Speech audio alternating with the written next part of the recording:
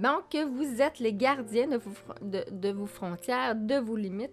C'est à vous qui revient le rôle de protéger votre espace. Lorsque quelqu'un envahit notre espace physique ou psychologique, donc que ce soit là, consciemment ou inconsciemment, soit pour contrôler, prendre du pouvoir sur l'autre ou autre raison, on peut se sentir envahi, manipulé et non respecté dans nos limites. Donc, lorsqu'on se sent un peu frustré ou en déséquilibre, c'est peut-être une sensation qu'il faut noter, puis prendre conscience qu'il se passe quelque chose. Mettre nos limites, si on parle de relations, de dynamique relationnelle, donc on peut voir une dynamique relationnelle où certains partenaires peuvent être plus envahissants. Et donc, on va dire le mot envahissant pour que vous compreniez qu'ils vont peut-être plus rentrer dans notre bulle dans une relation, ou ça peut être une relation là, amicale, de travail ou amoureuse. Donc, ces personnes-là, souvent, ont un grand besoin de reconnaissance et se sentir important ou un grand besoin d'amour. Ils vont mettre leurs besoins avant ceux des autres. Donc, ils vont avoir de la difficulté à respecter aussi la limite des autres. Hein? Ça va être un peu comme des enfants qui testent souvent vos limites pour savoir si vous les connaissez bien. Donc, c'est des bons profs pour vous pratiquer à travailler vos limites.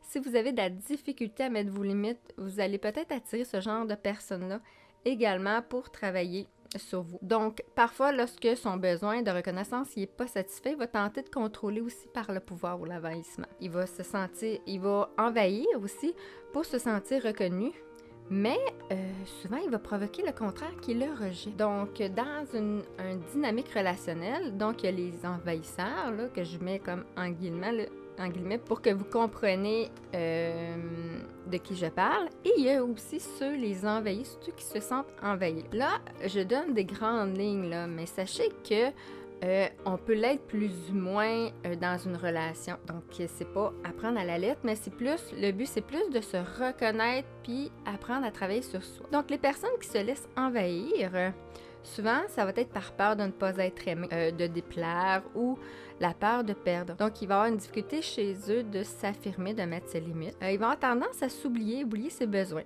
laisser le pouvoir aux autres, car son besoin d'amour puis de reconnaissance va l'amener à accorder une certaine importance à l'autre avant lui et à se mettre de côté. Donc, lorsqu'on parle de limites, on a parlé de dynamique relationnelle, tantôt on a parlé aussi de limites physiques. Dans une relation, notre espace va être important sur différents plans. Donc, notre espace personnel, donc on a droit à nos petites choses, à nos petits jardins personnels. Sur le plan physique, matériel, professionnel, psychique aussi. Donc, sur le plan physique, la personne qui va envahir, elle ne fait pas la différence entre ce qui est à toi ou ce qui est à moi.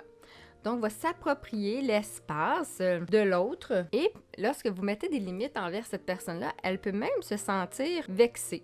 C'est parce qu'elle n'aime pas vraiment qu'on lui remette des limites à sa place. Certaines personnes peuvent aussi se sentir envahir parce que l'autre va avoir tendance à le toucher, être dans la bulle, être dans sa bulle. Parfois, les personnes qui envahissent, là, comme que je dis, c'est vraiment, on essaie de mettre des mots sur ce qu'on vit ou ce qu'on ressent pour travailler sur soi. Hein.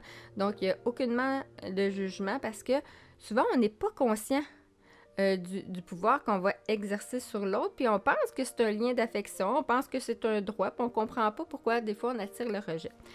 Donc, si vous reconnaissez des peurs, mais peut-être que ça peut vous amener à prendre peut-être plus conscience des comportements des autres, de mettre des mots là-dessus, puis de sentir pourquoi vous vous sentez ainsi. Des fois, on va sentir aussi se sentir envahi au niveau professionnel. Donc, il va y avoir certaines personnes qui vont faire les tâches qui ne sont pas pour eux, qui ne sont pas attribuées pour eux. Puis on va sentir que la personne va prendre en charge des tâches qui nous appartiennent et vice-versa. Donc, si on se sent un peu inconfortable à ce niveau-là, vous savez que votre corps, souvent, va réagir avant même de mettre le doigt sur l'explication de ce que vous vivez. Donc, écoutez votre corps. Quand vous avez un inconfort, puis vous demandez qu'est-ce qui se passe, prenez un recul et essayez d'observer. Est-ce que je me sens envahie en ce moment-là? Est-ce que je sens que j'ai ma place? Est-ce que l'autre personne prend ma place? Donc, ça peut vous donner des indices à qu'est-ce qui se passe autour de vous. Souvent, la personne va pouvoir aussi dire, mettons, va décider comment ça doit fonctionner, comment qu'on devrait penser, qu'est-ce qui est bon pour nous. La personne envahissante, c'est une personne qui fait ça pour se sentir aimée et reconnue et qui va s'approprier une partie là, d'un peu de qu'est-ce qui l'entoure pour combler sa déficience affective. Elle n'a pas appris à s'occuper de ses besoins en faisant des demandes claires. Donc, elle va prendre plus qu'elle veut au lieu de faire des demandes claires. Si vous vous reconnaissez dans des dynamiques relationnelles d'envahisseurs, l'image que je veux vous montrer, c'est comme des morceaux de casse-tête.